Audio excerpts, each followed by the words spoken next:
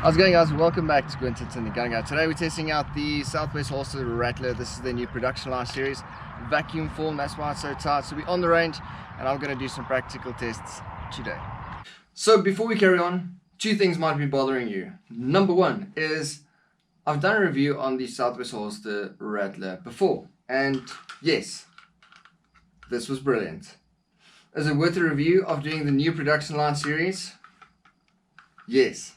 Yes, it is. Number two is this review is actually academic. You know what the outcome is going to be.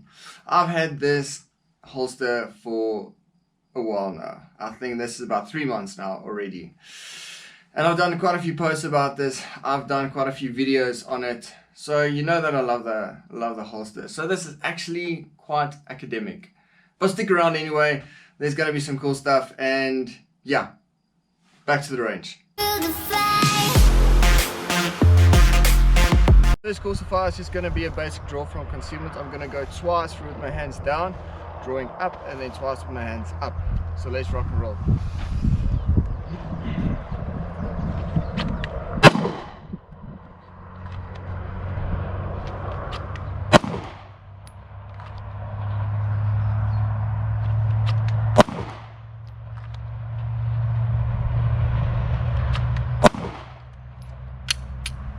Cool. Second exercise, the second test is going to be a slide lock reload or emergency reload. So we're going to draw from a concealment and then do a reload from concealment, engaging the target. So 2 rounds each. Let's get going.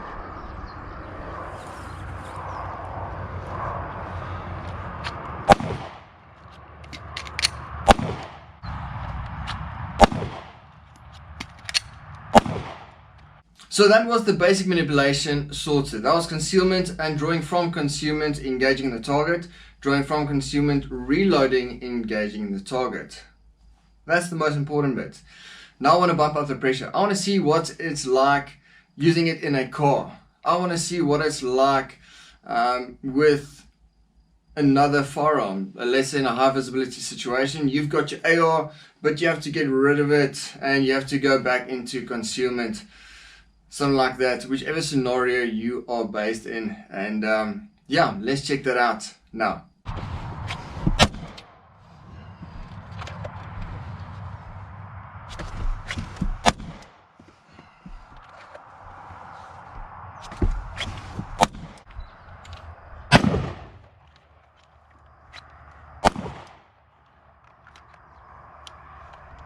Okay, let's move in.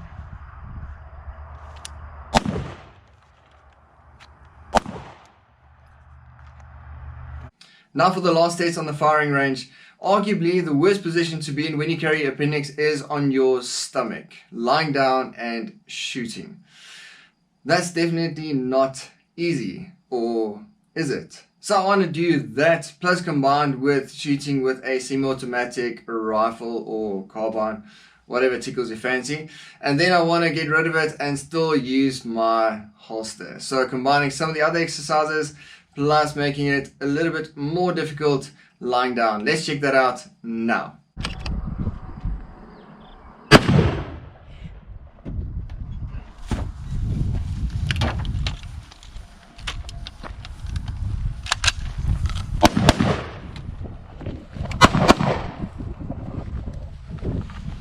And we're back in the studio. So that was the live firing test. I wanted to do something different because, as stated, I've done a review on the Southwest Holster Rattler before. Links should be popping up now if you haven't seen my initial review of it. Let's see how far I've come as a reviewer. So please comment down in the comment section if you think that I've gotten better or if I've gotten worse. Let's check it out. So I've got 5 criteria for a holster. On these 5 criteria, it needs to pause with flying colors before I carry my firearm in the holster. So most importantly, before I even get to that 5, is concealment. Now, can you see anything? No, you cannot. This is absolute magic, and combined with the Urban Warrior shirt, it's absolutely awesome. So yeah, this is from Urban Warrior, rather cool, and it just disappears. This is ridiculous. So a combination between these two is absolute magic. So I just want to do a big shout out for EDC for the EDG. He's like my YouTube big brother. I've learned so much from him, and he's actually supported my channel loads. And he's put me in connection with Urban Warrior and also Southwest Holsters. So this was a combined effort from EDC for the EDG and James from Southwest Holster to send me the newest of the Rattler series. This is the next gen. This is the improved model from the old version. But yeah, we'll go through this in detail later. So the 5 criteria is: number 1, retention. It needs to hold on to the firearm. Number 2 is movement. I need to be able to move around, so I'll do a run around outside. We'll cut to that later. Number 3 is a closed trigger guard. So with a Glock, you need a closed trigger guard just for safety's sake. Number 4 is a 1-second draw. So I need to get this firearm out and online within 1 second. And the last one is it needs to be a hard holster. Any firearm that's striker-fired needs a hard holster because the leather has a tendency to start to go soft and wear down and go into the trigger. So we rather don't want to take that chance. Let's get to that later. So the holster itself, this is the Southwest Holster Rattler. So as I said in the initial review, it does rattle, but that's not where the name comes from. This is actually staying in line with James. He likes to go with the snake names. Best selling holster from Southwest Holsters. This still is going for 1,600 Rand. So I think this is a better product, but for the same price. When I did the review on the other one was going for 1,600 as well. Difference now is that you get quite a few options. So you get different options for Cardex, which does influence the price just a little bit, pushing up the price on some of the more designer style Cardex. So let's go through the holster. I will do some close-ups now, but let's set retention first. So what am I going to do? I'm just going to flip it around. Retention is nice, but that's an easy test because the firearm is clear and safe. Same thing with my mag, it's clear and safe. Now I've got a full mag, my carry mag. Let's pop it in, and it's still holding on to my firearm. So this is still keeping retention, being good quality. So that's the first test passed. Next up, we check movement. So as you saw at the beginning of the video, I did quite a bit movement already, but let's do the normal test. Keeping that standard going, let's do the run around and see if I can actually move whilst carrying this holster.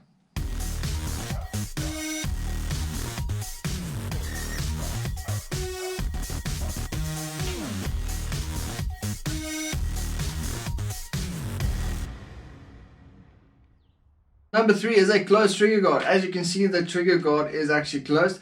This is actually where the retention is in most Cardex holsters.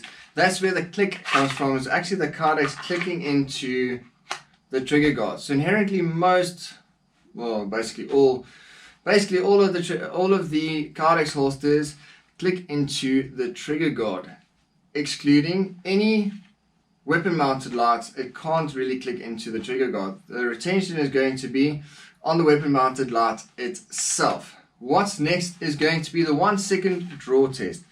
I like to do a 1 second draw test. What I've got is I've got a shot timer on my phone with a par time. So how it works is you set a par time of 1 second. I'm going to go straight into 1 second, but I've done other dry firing videos where you start off with a higher time and then just work your way down. But we're going to do that now. I'm going to set up the par timer and we're going to see if I can do the 1 second draw. This test always makes me nervous. So most importantly, whenever you do dry firing exercises, identify a safe direction and then make sure that your firearm is clear and safe. We already know that it is clear and safe. I've got my shot timer set up. I've got the par time set up to 1 second. Still a bit nervous. I don't know why. I think it's just because of all the keyboard warriors. So you know, whenever someone's going to criticize you, it's going to be now. Anyway, it's set to random delay, so I don't know when the timer is going to go off, but I know that there's only 1 second for me to get my firearm out and get that click. So I've identified a space on the wall that's safe, and I'm going to aim to the same place the whole time. So let's see how this goes. Making sure that the firearm is clear and safe, and the trigger is Staged, loaded, ready, let's go.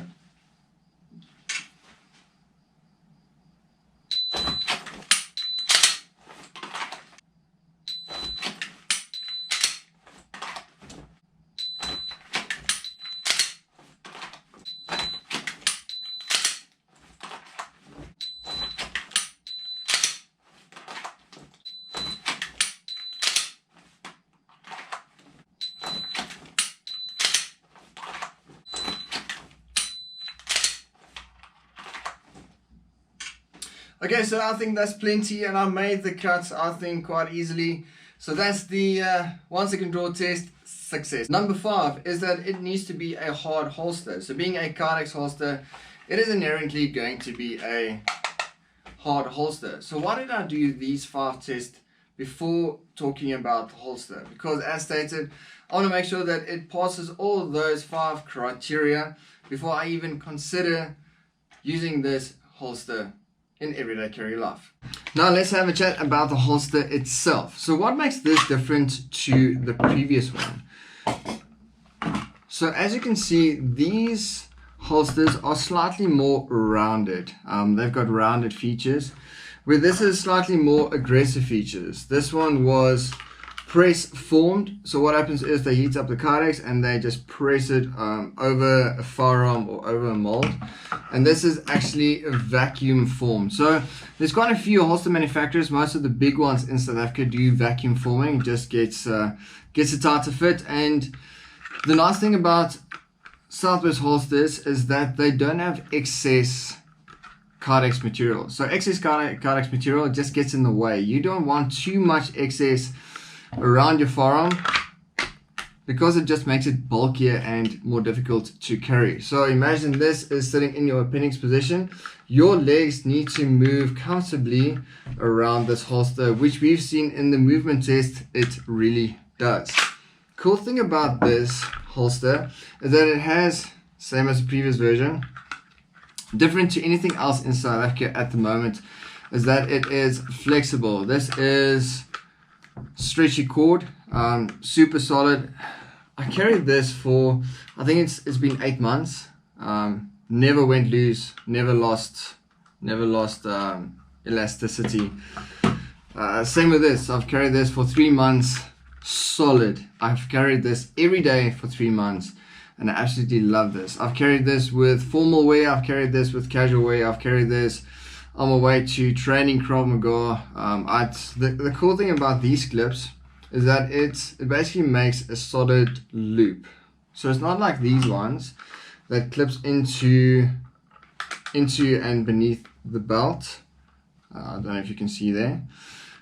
This one makes a solid loop around. So it holds on so tightly against my MMA training pants that I don't need a belt with this. I do recommend carrying a belt, but this works so well it wasn't necessary. Another improvement that I really like about this holster is the claw. The claw causes, I've had a few questions on the claw as well. What it does is it pushes up against your belt. Pushing up against your belt means that it is causing tension that's pushing this holster tightly against your body. So because the belt goes through there, the belt just wants to go to the path of least resistance, which it cannot. It's going to push against the belt, pushing it against your body, aiding in concealment. It makes it slightly more difficult to draw, but a little bit of practice and you can get it quite easily. I'd rather lose a little bit on my draw than lose concealment. Most important part of being an everyday carrier is concealing your weapon. It is law in South Africa and then in quite a few states in America as well, but you do need a special permit there in quite a few. But it's a law in South Africa, that's why we have to conceal. Gone are the days of boring holsters like my old one, the normal black one. I know they did custom stuff then as well, but most of the other manufacturers in South Africa do the normal standard colors Cardex. You get the blacks, you get the grays, and you get the browns. How cool does this look, the combination of 2 different Cardexes? And this just there's so many options out there that it is absolutely brilliant. So absolute quality, nice design, options. It gives you loads of options. You do get this in weapon mounted light versions as well, like my old Rattler is. This is for the PL Mini 2 from Olight. At the moment, I know that I think they are only making holsters for the Olight at the moment, and only right-handed versions. So if you are lefty, you might need to wait a little bit. I'm sure that they should be in future open to the idea as the market grows to start doing lefties, I think. But at the moment, I think it was such a big investment from James at Southwest Holsters just to upgrade the manufacturing process, just to be able to push out more quantities and push out consistent holsters. This was very consistent as well, but because it was handmade, still is handmade, but because the process was different, I think that there's probably going to be some sort of variations between them. Not this. The cool thing that I like as well is, if you can see there, that's where the holster goes into the mag, which is very nice for retention. You can't even flick out a full mag with this. This is an empty mag, but you won't be able to get it out easily. So you really need to grab hold of it and then pull it out. So it is a bit tight. I like slightly less retention on my mags. Hear that click? That's very aggressive. I quite like this new one where it's just flat. So this just holds on to it just with friction. A much smoother drawing action, which I absolutely love, and that aids in faster reloads. Back to the claw. The problem that I had with the previous Rattler was the claw design. I think the claw was slightly too small and just a little bit too high in comparison with the clip. James went out and he improved this massively. This is basically where I want it now, a much bigger claw, and then more in line with where the clip is, where the belt is going to be. The problem that I saw with this one is a lot of times that the claw will go and sit above your belt, pushing the holster up at a weird angle. With this one, it's definitely not the case. The claw is made of a Kydex material as well. So some of the claws you get out there are made of metal, which is cool as well. It's probably unnecessary. This Kydex is more than strong enough. I can't see it breaking anytime soon. And the metal usually adds to the weight of the holster. So weight, you want to keep it down as low as possible. I know with the ladies as well, you want it small and light. But if you're crazy like me, you carry a 19 round magazine just because I like to party. On the subject of magazines, do you guys have different mags for carrying and for range mags? Would you like me to do a video about it? If you want to, comment down in the comment section. That's why I've got different colored mags for my pistol. This, as you can see, is normal Glock 19. This is for the 19X. They are compatible, but it just doesn't look so nice. So why would I do this? Comment down if you want to hear the reason why. Now let's get back to the holster. Some of the features that I really like about this holster is the claw, the new improved clips that's all rounded. It does have an audible confirmation, which is actually very cool. So you know that it's clipped in underneath your belt. And as stated, it's a closed loop system holding on to basically everything you put this in. Another thing is that the elastic band forms according to your body. Everyone has a different body shape. I know it's really not easy for the holster manufacturers. If you are making a big rig like this with the pistol and mag configuration, it is difficult to make it fit for everyone. Everyone has a slightly different angled body, different size guys, weight makes a difference. Just normal construction of your body makes a big difference to how the holster sits on you. Cool thing about this is this forms according to your body yeah, makes it a bit easier for you to conceal it, because if it doesn't sit tightly against your body, it is going to stick out, meaning that it is going to print, which you don't want. The cool thing about this is a Glock 19 as well, and it fits flush on the bottom. This is a dedicated Glock 19 holster, so it's probably going to work with the 19X then as well, because it's the same slide.